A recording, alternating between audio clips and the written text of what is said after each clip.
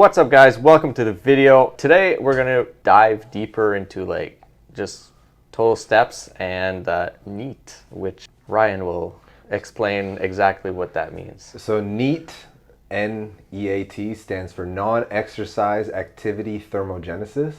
So it would be everything that you do that doesn't involve sports, running, sport-like activities. So NEAT would be walking, fidgeting, yard work, any agriculture work that you do, things that would normally not be in your day-to-day tasks, but still require a little bit of energy, but not taxing.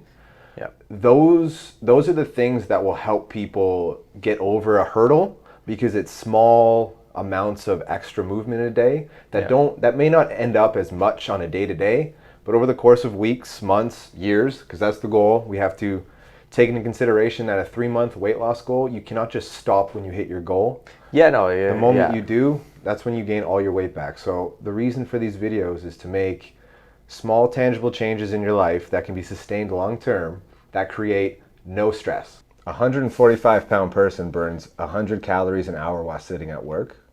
If the person stood while working, they'd burn 174.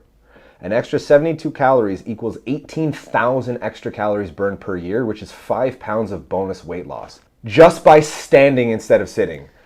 So the premise of small changes over the course of a long term have monumental impacts. We just have this notion that, well, if I don't do everything at once, nothing's going to work, so I might as well do nothing at all. So small changes over the long term help greatly. And that's the sort of thing that you need to be attentive to when it comes to weight loss goals that are short term. So if you have a 30-pound weight loss goal and your goal is a year away, what are you going to do this week? What are you going to do this month? If you're hitting your steps, let's say 7,500, okay, can I clean the house a little bit more? Because that will create a calorie output, but not to the point where it's so stressful on the body. For steps, what do you normally tell your clients in regards to step amounts? It depends where they're at. I won't ask somebody right away that's at 500 steps a day to go to 7,000. No, I try to tell everybody at the start, hit 3,500 steps a day. Regardless of how hard it is for you, you don't have to hit it, but see what that looks like on a day-to-day task. And then if you find it's easily and tangible to hit, increase it small. Because if you increase it by 500 and you hit it the next day, it's a victory. If you're deciding oh, well, it's 3,500, I'm going to do 10,000. That's going to be a strain, because if you don't hit it on consecutive days, you've set up a goal that has otherwise not been hit, versus if you just added a little bit, it feels good. It feels good to hit those goals. And it's small changes all the time. You just keep moving the goalpost, and then eventually, next thing you know, you've increased by 500 every week or so. Next thing you know, you're at 8,000. Exactly. And the other thing is, and I tell some clients, they're well, I can't walk anymore. Okay, walk faster. That's another way. Walk way. faster. Go find a small graded road or hill. Walk up. Find a loop. Create different planes of movement that are going to strain the body, but don't require more effort or more time. I mean, you can be one of those people that walks with dumbbells down the street. I mean, it's not for me, but I have a neighbor that I see walk with dumbbells down the street every week. So there's a gentleman. He wears a weighted vest, ankle cuffs, and wrist weights, and runs up and down Dalhousie. I'm like, my God, man, good on you. Not for me though. No. But the thing is you got to keep in mind is just essentially it's make it a little bit harder than last time. And it should always reflect your long-term approach. If you're spending 3 hours a day walking and you're like, there's no way I could sustain this, the moment you stop, there will be consequences. Because if you're losing weight at however many steps you're doing, but it's not sustainable, the moment you stop, unless you change your calorie intake, you're doing less but eating the same. You're just going to gain weight.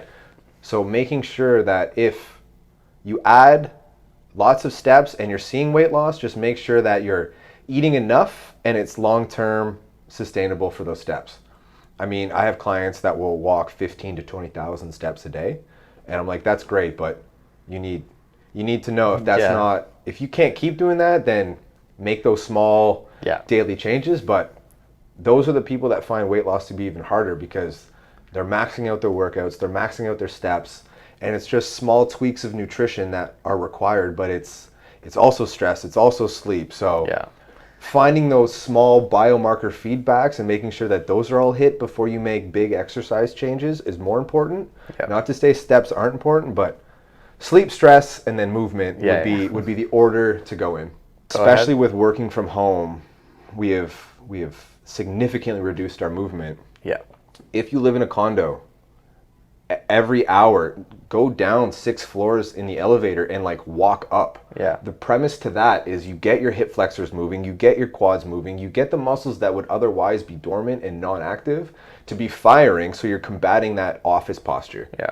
So if you have a gym in your building, if you're in a condo again, go jump on the bike, do the bike for 5 minutes, get it moving, and all those things will help with brain function. You'll find you have more clarity, you'll find you'll have more energy, you're burning calories, yay.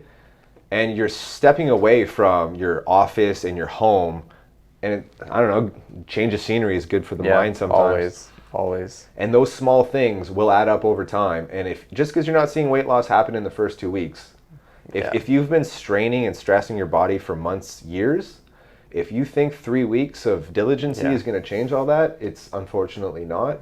So that long-term approach needs to be dead set in your head that this is a long game, small changes over time make big impacts. And they compound over time too. Like what you do today you might not see the benefit from it until 3 weeks, 4 weeks from now. Like, I mean, as long as you're consistent with it. It's no different than taking a drug, like an anti-inflammatory or arthritic drugs. You have to do it every day for X amount to see the benefit. And then the moment you stop, it's just going to come back. So treat it like it's a must and it cannot change. But that's why small changes. That way you don't feel stressed and annoyed by it, so you're less likely to fall off. So if you have any more questions on that topic, comment down below. Make sure to like the video, subscribe to the channel for more videos just like this, and we'll see you.